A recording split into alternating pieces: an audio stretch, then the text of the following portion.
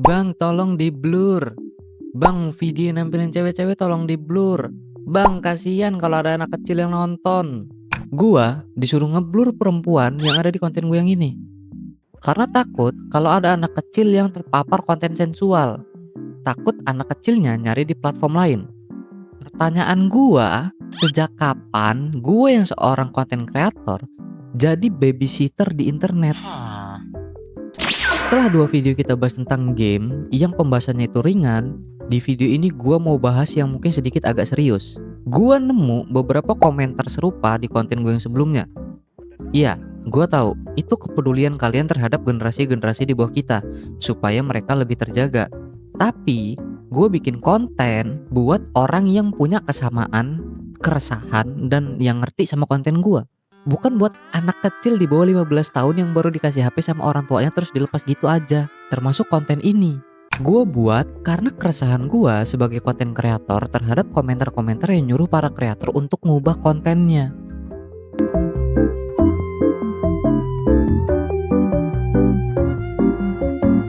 Kita ngomongin fakta. Internet itu nggak pernah dibuat untuk anak kecil. Internet itu bukan taman kanak-kanak. Internet itu hutan belantara yang kita bisa nyari banyak hal di internet. Ada hal edukatif, ada hiburan, ada informatif, bahkan ada yang emang udah jelas bukan buat bocil. Masalahnya sekarang anak kecil yang belum ngerti mana yang baik mana yang enggak buat dia udah dikasih akses ke semuanya, tapi nggak dikasih batasan. Terus pas mereka nemu sesuatu yang gak cocok, ada beberapa orang yang nyalahin kreator karena buat konten yang gak pantas dilihat sama bocil ingusan. Kalau kita sebagai orang dewasa udah ngasih akses internet ke anak kecil, berarti kita berharap anak kecil bisa milih sendiri mana yang aman untuk mereka. Kita berharap ke orang yang bahkan makan aja masih nunggu orang tuanya masak gitu. Padahal gak ada yang ngejamin kalau internet itu aman. Nggak ada yang bilang semua yang muncul di layar itu layak buat anak kecil. Ini bukan zaman TV yang ada jam tayangnya, yang kalau nampilin iklan rokok itu harus di atas jam 11 malam. Internet itu sistem yang jalan 24 jam tanpa berhenti. Dan kami sebagai kreator, kami itu nggak pernah tahu siapa aja yang nonton konten yang kami buat. Kami nggak pernah tahu berapa aja umur yang nonton. Nggak bisa ngontrol siapa aja yang boleh ngeklik video itu. Ya, walaupun di YouTube para konten kreator bisa ngeliat rata-rata umur viewersnya, dan itu pun nggak menjamin kalau itu umur yang sebenarnya gitu. Bisa aja umurnya 35 tahun tapi karena dia pakai akun orang tuanya. Coba sekarang gua tanya, kalau anak kecil nonton film 18+, apakah filmnya yang salah atau yang memperbolehkan dia nonton yang salah? Kalau ada anak di bawah 18 tahun beli dan mengkonsumsi rokok, apakah yang harus di-blur pabriknya, warung yang jual, atau orang tua yang nggak ngawasin anaknya? Kenapa kalau di internet semuanya tiba-tiba jadi kebalik? Kenapa tiba-tiba semua orang ngerasa konten publik harus otomatis jadi ramah anak? Siapa yang buat aturan itu? Dan sejak kapan itu jadi standar?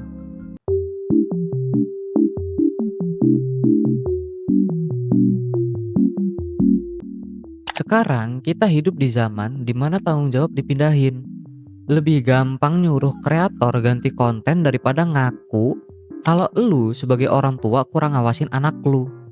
Lebih gampang ngetik, "Bang, tolong footage-nya disensor," daripada mikir, kok bisa anak gue nemu konten kayak gini. Ngelempar tanggung jawab atau nyalain orang lain itu udah jadi kebiasaan buruk kita di zaman sekarang. Lu inget kasus bapak-bapak yang marahin kasir Indomaret karena anaknya top up game ratusan ribu? Dia lebih milih marahin kasirnya daripada marahin anaknya. Kok bisa dia ngambil duit segitu banyaknya buat top up game? Dan itu pertanyaan yang gak nyaman untuk sebagian orang. Karena kalau pertanyaannya berubah, jawabannya juga berubah. Dan jawabannya gak selalu enak didengar. Kadang jawabannya adalah kita sebagai orang tua kurang ngontrol anak kita. Kita punya kebiasaan melindungi diri kita sendiri supaya nggak ngerasa sakit dengan cara nyalahin orang lain, daripada mikir kalau emang itu tanggung jawab kita, terutama kita sebagai orang tua. Lu pernah nggak masuk komplek perumahan terus ada bacaan hati-hati jangan ngebut banyak anak-anak? Terus kalau ada anak kecil yang keserempet kendaraan, yang disalahin si pengendara. Padahal udah jelas-jelas jalanan itu ya tempat lewatnya kendaraan, bukan tempat main anak-anak. Kalau ada anak kecil yang ketabrak sama satu kendaraan, ya itu salah orang tuanya yang gak ngawasin anaknya, bukan salah pengendaranya. Kecuali anak lu lagi main di ruang tamu, tau-tau ada Hinodutro masuk ke dalam rumah lu. Sama aja kayak di internet. Seharusnya anak dikasih main HP itu ketika umurnya udah di atas 13 tahun. Dan itu pun masih harus di bawah pengawasan dan aturan orang tua, supaya anak nggak jadi kecanduan gadget. Padahal udah banyak artikel, jurnal, influencer yang ngasih edukasi tentang bahayanya anak yang belum dewasa dikasih HP. Apalagi sampai main sosmed. Tapi masih banyak orang tua bebel, kolot, ngeyel, batu yang gak mau nyari tahu, malah sibuk buat konten FB Pro. But what the hell, boy? Lu tau gak sih dampak negatif yang diterima anak kalau mereka udah main sosmed sebelum umurnya? Lu bayangin anak yang belum ngerti mana yang baik mana yang enggak buat dia, udah lu bebasin buat mereka ngakses itu. Anak yang seharusnya di umur segitu dapat edukasi dan informasi dari orang tuanya, malah dapat sesuatu dari sosmed yang seharusnya nggak mereka tahu. Di sosial media itu banyak banget hal yang belum pantas dikonsumsi sama anak kecil. Kekerasan, bullying, pornografi, konten sensual, dan lain-lain. Dan ketika anak kecil ngakses itu, lu nyalahin konten kreator. Padahal itu salah lu yang ngasih kebebasan ke anak lu tanpa ada kontrol.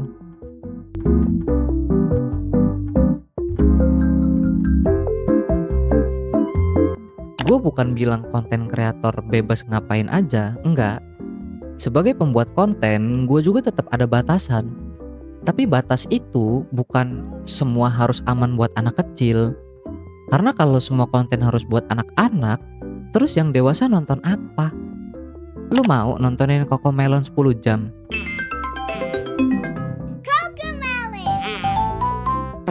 Semua itu ada ruang masing-masing. Konten buat anak-anak ada, buat remaja ada, buat yang dewasa ada. Masalahnya itu bukan di kontennya, tapi siapa yang ngakses. Dan gua sebagai konten kreator, gua juga ngasih batasan buat konten gua. Di awal video, gua udah ngasih peringatan kalau konten gua mungkin berisi kata kasar, visual, dan sesuatu yang gak pantas dikonsumsi sama anak kecil. Dan buat yang belum tahu, kalau lu mau upload video ke YouTube, YouTube tuh ngasih pilihan pembatasan usia. Dan gue milih video ini tidak dibuat untuk anak-anak. Berarti kalau ada anak yang nonton video gua, itu bukan salah gua, tapi salah orang tuanya kenapa nggak ngawasin tontonan anaknya. Gua juga sangat amat open dengan kritik dan saran. Banyak temen-temen di komentar yang ngasih gue saran dan kritik. Ada yang gak setuju sama isi video gua, dan gua sangat welcome ke mereka. Setiap ada yang ngasih gua kritik dan saran, gue selalu nge-screenshot komentar mereka dan akan gue perbaiki di konten selanjutnya. Kalau ada teman-teman yang bilang gak setuju sama konten gue bakal baca dan gue terima. Karena cara berpikir dan pandangan orang terhadap sesuatu bakalan beda-beda. Tapi kalau ada yang bilang nyuruh gue untuk ngeblur karena takut ada anak kecil yang nyari tahu lebih lanjut lagi, ya di titik itu bukan gue yang salah, dan gue harus ngasih tahu cara berpikir yang benar ke orang lain.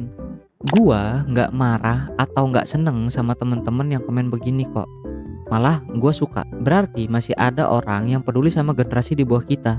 Tapi gue juga pengen mereka punya pikiran kritis.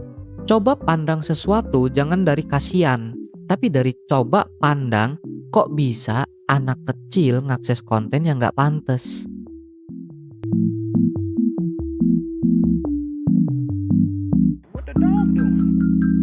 Internet itu bukan tempat penitipan anak, dan konten kreator bukan babysitter. Dan selama kita masih nganggap itu tugas konten kreator, masalahnya nggak akan selesai. Karena gini, lu nggak bisa lepas kontrol di dunia nyata, tapi lu berharap kalau di dunia digital bakal aman. Padahal dunia digital secara nggak langsung lebih bahaya daripada dunia nyata. Lu nggak bisa bilang, gue pengen anak gue bebas, jadi gue ngasih kebebasan di internet. Tapi lu pengen semua yang dia lihat itu disaring sama orang lain. Itu kontradiksi. Dan selama kesadaran itu belum tumbuh, bakalan selalu orang lain yang disalahin. Kalau kita maksa semua konten harus ramah anak, Yang ada bukan anak yang jadi aman, tapi semua konten bakalan di blur dan bunyi beep. Tetapi dengan saya akan lawan. Dan anak-anak bakalan selalu nemu caranya. Cuma karena mereka belum siap, tugas kita sebagai orang yang lebih dewasa dari mereka adalah mengontrol apa yang mereka konsumsi. Dan tugas gua sebagai kreator adalah memberi peringatan ke orang yang mau nonton konten gua kalau konten gua nggak ramah anak. Jadi gimana menurut lu? Yang harus berubah kontennya atau cara kita ngasih akses internet ke anak? Tulis jawabannya di komentar, karena gua bakalan baca semua komentar kalian walaupun komentarnya nggak nyambung. Kayak ini, mending saya laporkan channel YouTube Anda. Gua kaget, gua bingung. Maksudnya kenapa dilaporin anjing? Apalagi konten yang gue bahas tuh konten tentang pernikahan. Kok dilaporin? Ini lucu banget loh, sumpah. Ini gak nyambung sama sekali dan lucu dan apa sih, random banget mas. Ya ampun, gue suka nih konten-konten aneh begini nih. Gue suka nih komentar-komentar aneh begini nih. Dan buat kalian yang mau support bisa donate lewat Saweria yang linknya gue taruh di deskripsi. Dan support kali ini dari teman kita yang bernama Pau Times XD. Semangat ya bang, mulai sekarang aku akan ikutin channel lu bang, relate dan seru soalnya, hehe. Terima kasih Pau Times XID.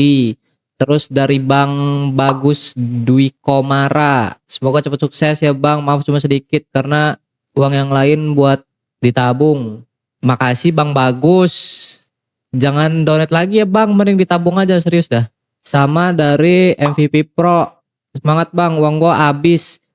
Jangan ya teman-teman ya, uang habis kamu donate. Aduh, nanti aku dikira minta-minta lagi. Terakhir dari Bang Triata, semangat nonton bang, gua suka konten-konten edukasi kayak gini, rajinin upload bang. Makasih Bang Triata, dan ya gue bakal lebih rajin upload lagi. Makasih buat semuanya yang udah support. Udah gitu aja, bye. Loh, mas kau di Atalia maaf? Ala kayenaka syududu maaf qadina. Ya Rasul al-Qur'an kaliya maaf. Mus ala syadi ala tukalaya ma fil mawwa.